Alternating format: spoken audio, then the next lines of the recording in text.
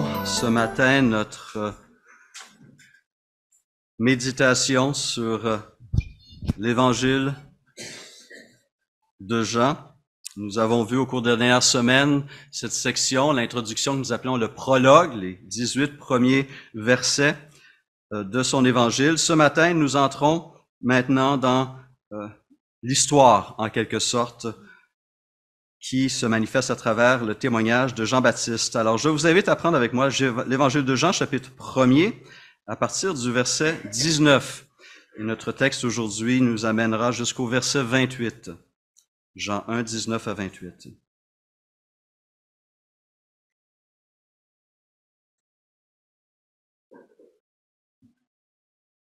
Voici le témoignage de Jean lorsque les Juifs envoyèrent de Jérusalem des prêtres et des Lévites pour lui demander « Toi, qui es-tu »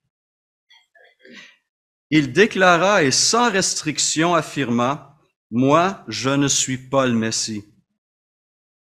Ils lui demandèrent « Qui es-tu donc? Es-tu Élie » Il répondit « Je ne le suis pas. »« Es-tu le prophète » Il répondit « Non. » Ils lui dirent alors « Qui es-tu? Nous devons donner une réponse à ceux qui nous ont envoyés. Que dis-tu de toi-même? » Moi, dit-il, je suis la voix de celui qui crie dans le désert, rendez le chemin du Seigneur droit, comme l'a dit le prophète Ésaïe. Ceux qui avaient été envoyés étaient des pharisiens. Ils lui posèrent encore cette question. Pourquoi donc baptises-tu si tu n'es ni le Messie, ni Élie, ni le prophète? Jean leur répondit, moi je baptise d'eau, mais au milieu de vous se trouve quelqu'un que vous ne connaissez pas. Il vient après moi, mais il m'a précédé, et je ne suis pas digne de détacher la courroie de ses sandales. Cela se passait à Béthanie, de l'autre côté du Jourdain, où Jean baptisait. Seigneur, merci pour cette parole, merci pour cette parole qui est vivante. Merci pour ce que tu veux nous enseigner à nouveau ce matin. Nous sommes à ton écoute. Amen. Alors, il faut se rappeler ici un petit peu, ça me paraît évident, mais le contexte de l'époque, au moment où Jean-Baptiste apparaît sur la scène et se met à prêcher un message de repentance. Nous sommes à la fin des années 20, début des années 30 de notre ère. La Judée est sous domination romaine depuis plus de 80 ans. Une domination qu'elle partage avec les descendants de la famille d'Hérode le Grand, qui avait été nommé roi de Judée en l'an 37 avant Jésus-Christ. Le peuple est donc sous occupation depuis plusieurs décennies. Et cette occupation est lourde, elle est dure, elle pèse sur l'épaule et sur le cœur des Israélites. Et le peuple aspire à la libération, à voir ses chaînes brisées. Et au moment où ces choses se passent, il y a une attente très forte au sein du peuple. On aspire à la venue du Messie, du fils de David, qui avait été annoncé par les prophètes des siècles auparavant. En même temps, un silence lourd règne depuis plus de 450 ans. Dieu a cessé de parler depuis 4 siècles. Par ailleurs, sa dernière parole, à travers le prophète Malachie, est pleine d'espérance. Ce prophète envoyé de l'Éternel termine sa prophétie par ces paroles. « Pour vous qui craignez mon nom, le soleil de justice se lèvera, et la guérison sera dans ses rayons. Vous sortirez en bondissant comme les veaux d'une étable, vous piétinerez les méchants, car ils seront comme de la poussière sous la plante de vos pieds, le jour que je prépare, dit l'Éternel, le Maître de l'univers. Et écoutez ceci, je vous enverrai le prophète Élie, avant que n'arrive le jour de l'Éternel, ce jour grand et redoutable.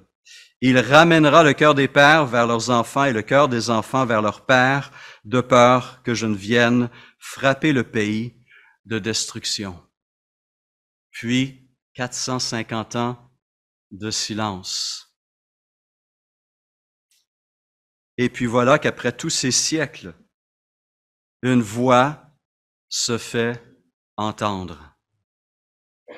Dans le désert de Judée, le fils d'un sacrificateur, Jean, fils de Zacharie, se met à prêcher. Et voici le message qu'il prêche selon Matthieu 3, verset 2. « Repentez-vous, car le royaume des cieux est proche. » Puis Matthieu va décrire ce prophète qui se présente devant le peuple. Il dit que Jean portait un vêtement en poil de chameau et une ceinture de cuir autour de la taille. On va voir pourquoi c'est important, cette description.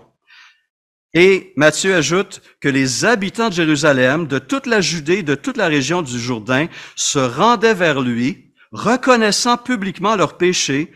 Ils se faisaient baptiser par lui dans les eaux du Jourdain. Un réveil spirituel est en cours. Et même des pharisiens, des sadducéens se sentent interpellés. Alors, devant ce mouvement qui prend de l'ampleur, les autorités religieuses décident d'envoyer une délégation interroger ce dénommé Jean le Baptiseur. Et c'est ici que l'apôtre Jean, après avoir terminé son prologue, nous introduit dans cette partie historique de son récit. Et la manière qu'il va structurer son évangile est très riche. Il y a une réflexion vraiment profonde dans la manière dont il prend le temps de mettre ce récit des évangiles sur papier, sur parchemin. Il va en quelque sorte introduire une série de témoins à la barre. Comme il va présenter 7 signes miraculeux pour démontrer que Jésus est le Messie, le Fils de Dieu. On se rappelle, c'est la raison même de l'Évangile, selon Jean 20, verset 31. Il va aussi reprendre 7 affirmations de Jésus à travers lesquelles notre Seigneur se révèle par une série de 7 expressions « Je suis la lumière du monde, je suis le pain de vie, etc. » Puis, un autre groupe de 7, Jean va présenter 7 témoins qui témoigneront justement du statut messianique et divin de Jésus de Nazareth. Et le premier témoin appelé à la barre est Jean, surnommé le baptiseur. Mais voilà qu'une délégation venue de Jérusalem procède à un interrogatoire de ce premier témoin. Un interrogatoire qui va se limiter à 2 questions. Qui es-tu? Pourquoi baptises-tu? Essentiellement, cet interrogatoire tourne autour de ces 2 interrogations.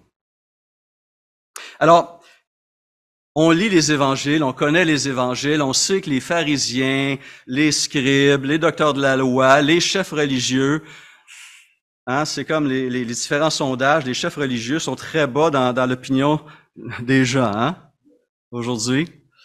Et pour les chrétiens, ces leaders religieux qu'on lit dans les évangiles, on n'a pas une opinion très très haute d'eux.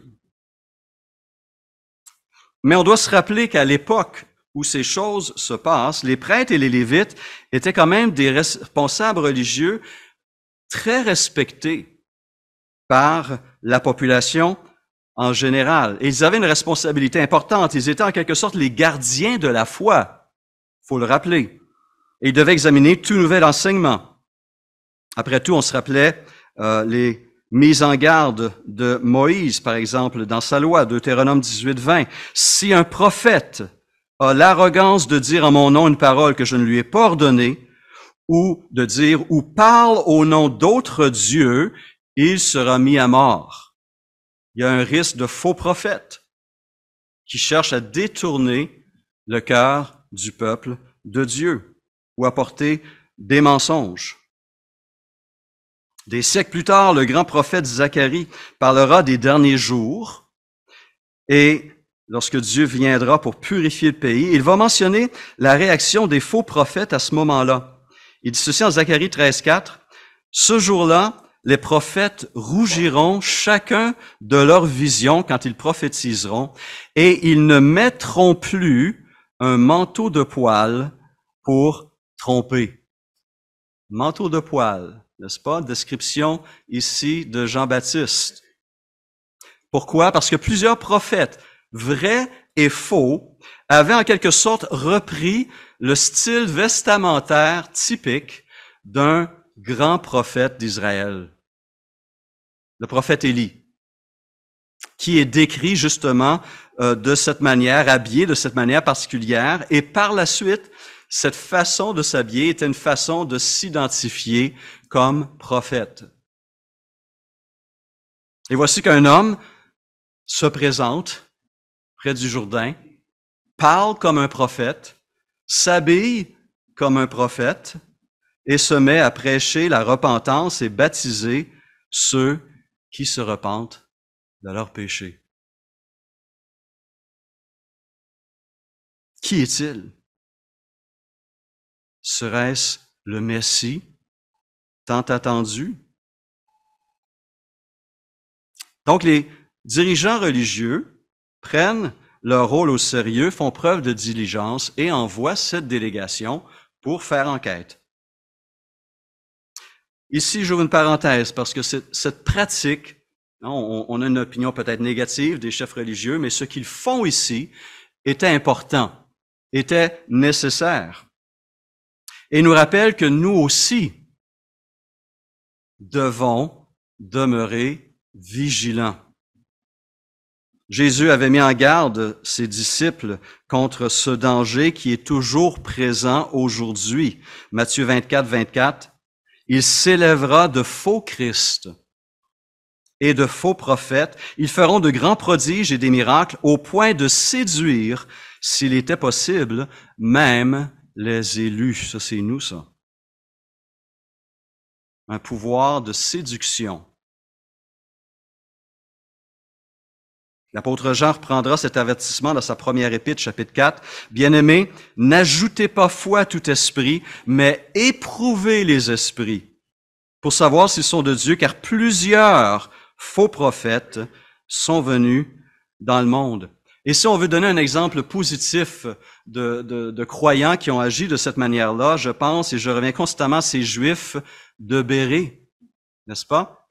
Lorsque Paul et Silas se sont mis à prêcher l'Évangile, le salut au nom de Jésus-Christ, qu'est-ce qu'on dit d'eux en Actes 17, 11? Que ces Juifs accueillirent la parole avec beaucoup d'empressement, donc une réceptivité, et, ajoute Luc, l'auteur du livre des Actes, et ils examinaient chaque jour les Écritures pour voir si ce qu'on leur disait était exact. Il faut les deux parties. Il faut recevoir, il y a un message qu'on doit entendre, accueillir, mais qu'on doit valider à la lumière, comme le disait Commis, des Écritures, qui est notre source d'autorité en matière de foi et de pratique. Et cette façon de faire demeure tout aussi pertinente ou encore plus pertinente aujourd'hui, quand on a une intelligence artificielle qui veut nous enseigner des choses, n'est-ce pas? Et avec la dissémination instantanée à l'échelle de la planète d'idées de toutes sortes, de demi-vérités, de faussetés, d'enseignements séducteurs et trompeurs.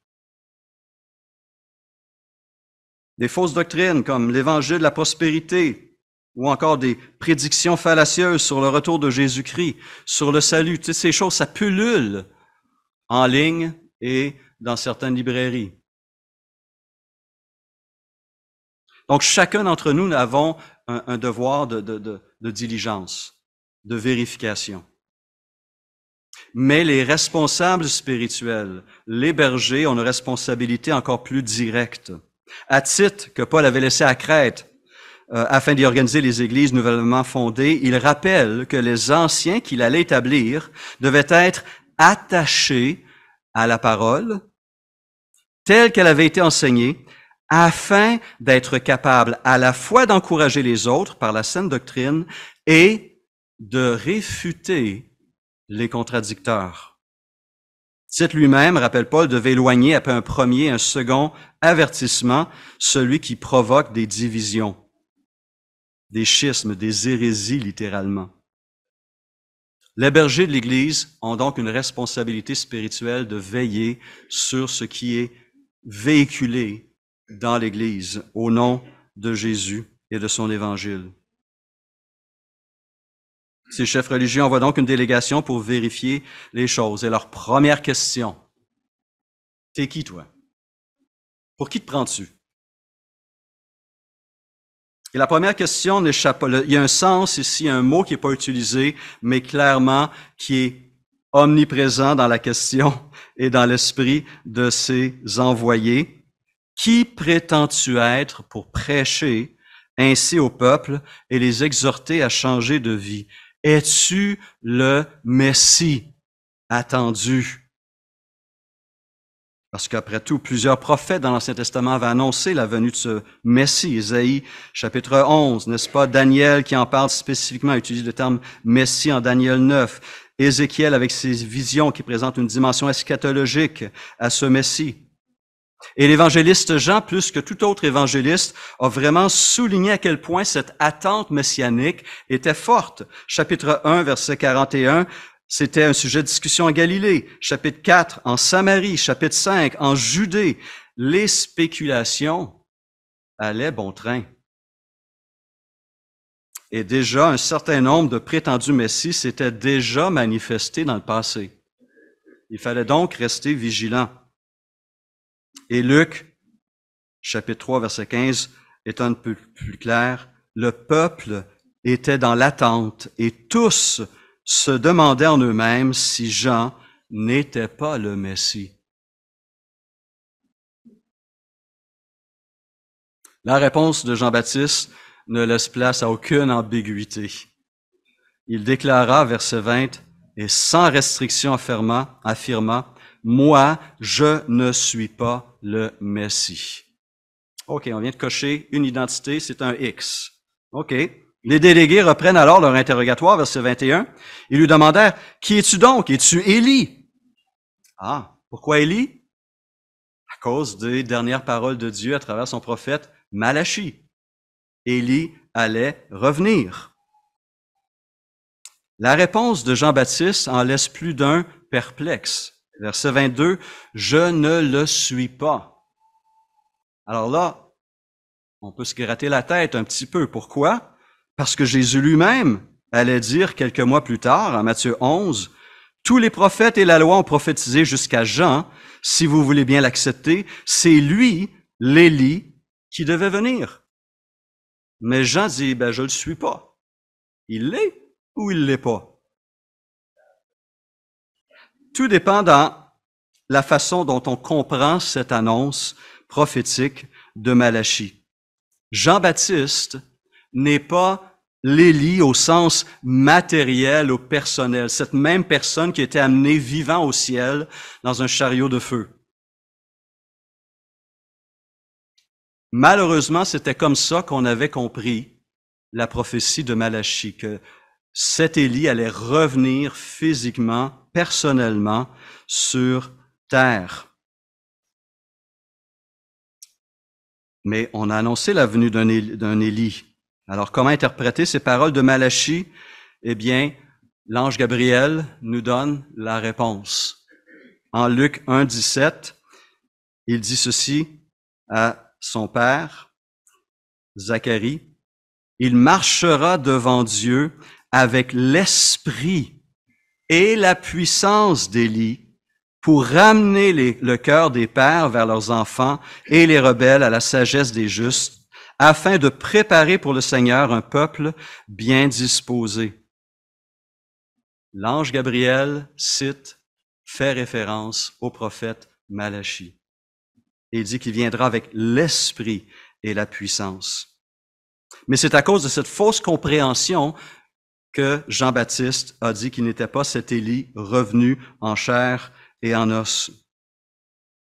Alors, on lui pose une troisième question. Si tu n'es pas le Messie, tu n'es pas Élie, es-tu alors le prophète?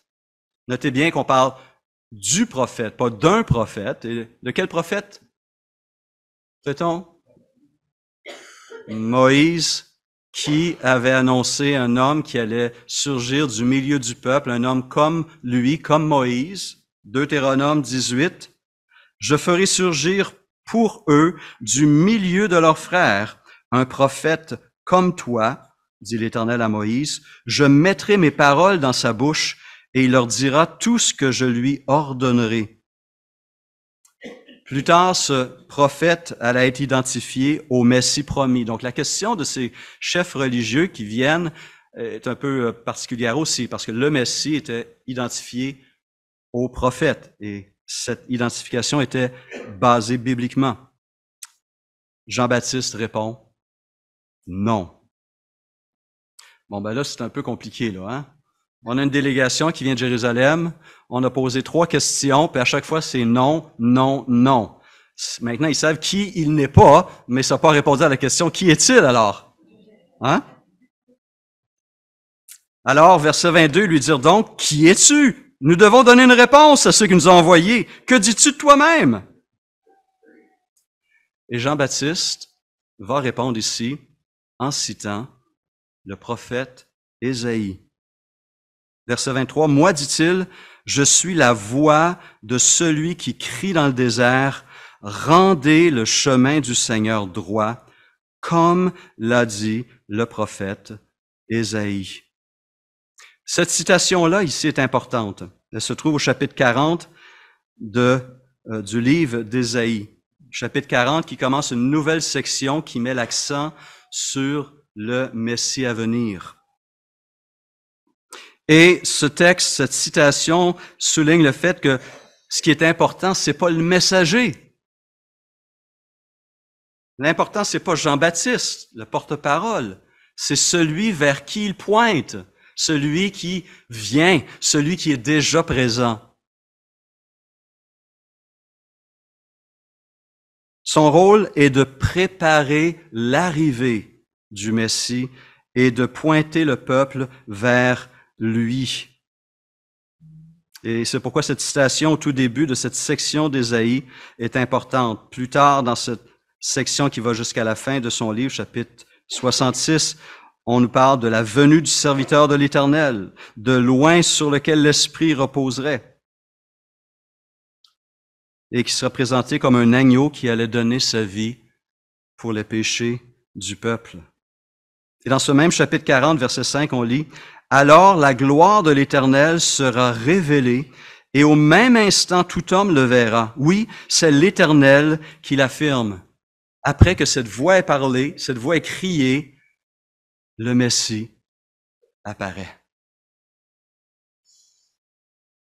Et comme le pasteur Luc Joël l'a mentionné la semaine dernière, n'est-ce pas, en Jean 1, 14, la parole s'est faite homme.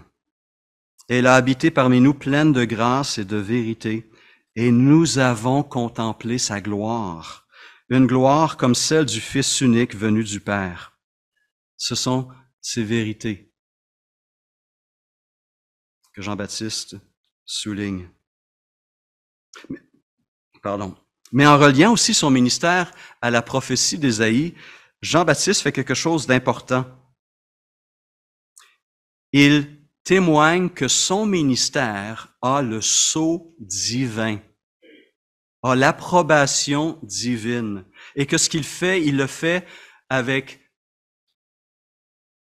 l'approbation et l'accord de Dieu. Il est l'envoyé de l'Éternel. Il ne s'est pas autoproclamé prophète, il n'a pas été placé dans ce rôle par des hommes, c'est Dieu qui l'a appelé à ce ministère. Malheureusement, les chefs religieux refuseront de reconnaître son autorité et la personne vers laquelle il cherche à pointer les regards et les cœurs du peuple. Environ 2 ans plus tard, on assiste à cet échange entre Jésus et les chefs religieux en Matthieu 21, 23. Jésus se rendit dans le temple et pendant qu'il enseignait, les principaux sacrificateurs et les anciens du peuple vinrent lui dire « Par quelle autorité ?» Ils aiment savoir, hein? « Par quelle autorité fais-tu ces choses et qui t'a donné cette autorité? » Jésus leur répondit « Je vous adresserai aussi une question et si vous m'y répondez, je vous dirai par quelle autorité je fais ces choses. » Et la question que Jésus pose à ses chefs, « Le baptême de Jean, d'où venait-il? Du ciel ou des hommes? » Mais ces chefs raisonnèrent ainsi entre eux. Si nous répondons du ciel, il nous dira, pourquoi donc n'avez-vous pas cru en lui? Et si nous répondons des hommes, nous avons à craindre la foule, car tous tiennent Jean pour un prophète. Alors ils répondirent à Jésus, nous ne savons.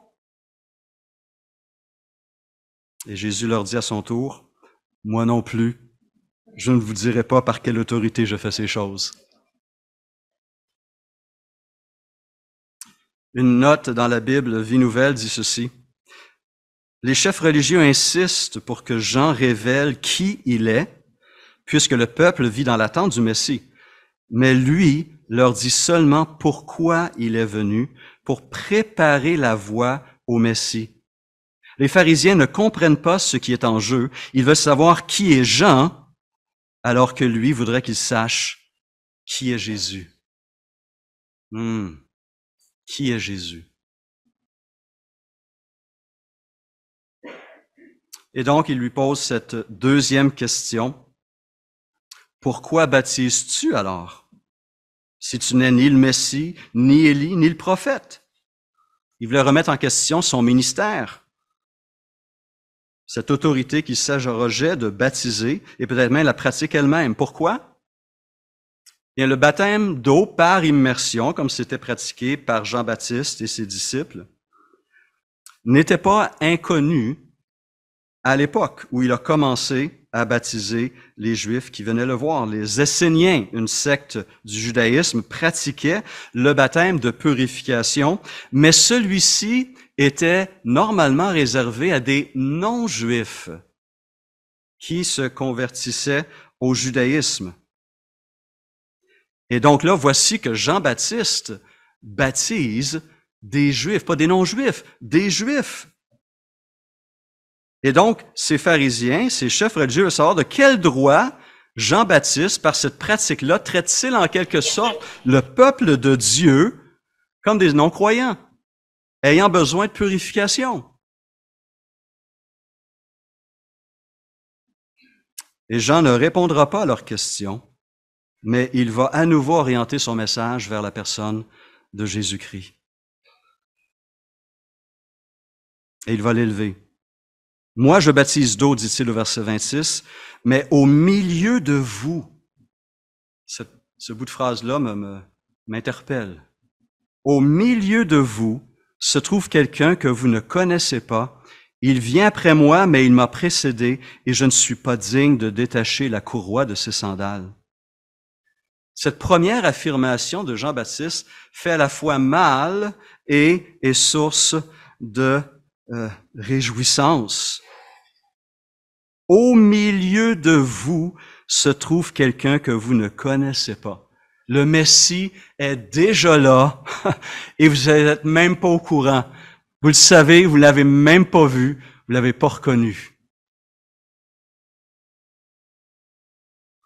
Et cette réalité est triste pour eux, mais est aussi réjouissante pour nous. Parce que comme pour eux, ainsi pour nous, Dieu est plus près de nous que bien souvent on pourrait le penser. Dieu est bien plus près de nous qu'on pourrait le penser. On pense à l'exemple de Jacob, alors qu'il fuit son frère en colère et qu'il se rend vers son oncle Laban, passe une nuit dans un lieu où, durant son sommeil, il a une vision d'une échelle d'anges qui montent et qui descendent, et Dieu qui est au sommet et qui s'adresse à lui, qui promet de le garder. À son réveil, il s'écrie, « Certainement l'Éternel est en ce lieu, et moi je ne le savais pas. » On ne le voit pas, on ne l'entend pas, on ne le sent pas, mais Dieu est là. Dieu est toujours là. Je suis avec vous tous les jours, jusqu'à la fin du monde. Cette promesse est vraie et profondément rassurante. Et finalement, un dernier élément qu'on veut souligner dans tout cela, Jean-Baptiste, malgré cette popularité. Il est un prédicateur populaire. Des foules à court de toutes les régions et même des chefs religieux se font baptiser. Mais ça ne lui monte pas à la tête. Il démontre une humilité incroyable. Il dit ceci, « Je ne suis pas digne de détacher la sandale à ses pieds. » Alors, il est important de savoir que ce geste-là était réservé aux esclaves, aux serviteurs, aux esclaves. À l'époque, des maîtres, des rabbins avaient des disciples et parce que les rabbins ne chargeaient aucun frais pour la formation qu'ils donnaient, leurs disciples leur rendaient toutes sortes de services en guise de compensation. Mais jamais, au grand jamais, un disciple ne se serait abaissé pour détacher le lacet d'une sandale de son maître. C'était trop bas pour lui. Ça, c'est le travail des esclaves, des serviteurs. Et voilà que Jean-Baptiste, grand prédicateur, prophète de l'Éternel, va dire, « Je ne suis même pas digne de faire ça. » Oui, ça jette une lumière sur son humilité, mais plutôt aussi ça jette une lumière sur la grandeur de celui qui l'annonce. L'exaltation, le caractère exalté de celui qui est arrivé et qu'il proclame. Jésus de Nazareth, Seigneur des Seigneurs, Messie, Dieu le Fils. Et nous, 2000 ans plus tard, recevons le témoignage de ce premier témoin appelé à la barre. Et ce témoin devient pour nous, je crois aussi, un exemple à imiter. Nous sommes appelés à être des témoins de Jésus-Christ. Nous avons reçu son esprit, sa puissance, pour être témoins là où le Seigneur nous envoie. Nous sommes appelés à appeler les gens aussi à la repentance et à témoigner de leur identification à Jésus-Christ dans sa mort, son ensevelissement et sa résurrection à travers les eaux du baptême. Voici comment Jésus le dira à ses disciples dans les toutes dernières paroles de l'Évangile de Matthieu. Allez, faites de toutes les nations des disciples, les baptisant au nom du Père, du Fils et du Saint-Esprit, et enseignez-leur à observer tout ce que je vous ai prescrit.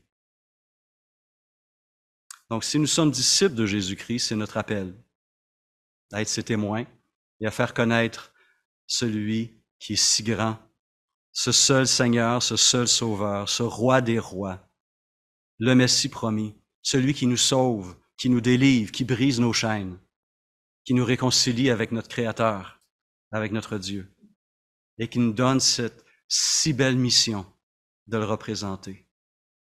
Puissions-nous le faire aussi par la puissance du Saint-Esprit et pour la gloire de son nom seul. Amen. Prions.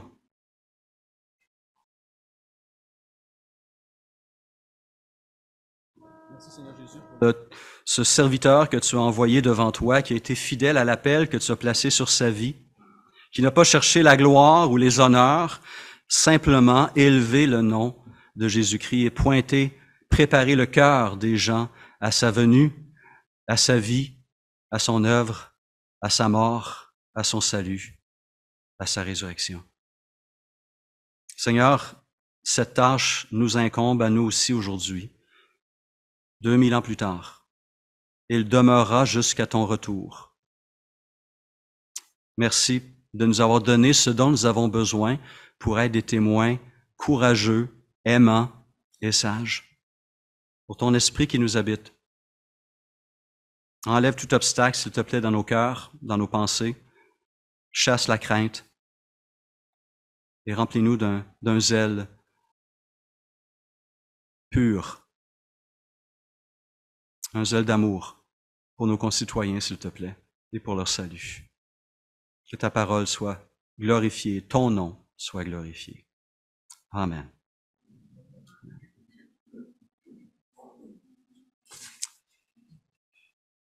Alors, on va vous souhaiter à tous un bon dimanche, une bonne semaine. On vous invite à vous joindre à nous sur Zoom mercredi pour un temps de prière, d'intercession et d'études. Nous allons continuer à regarder ce texte ensemble. Et donc, 19h, bonne semaine, à bientôt.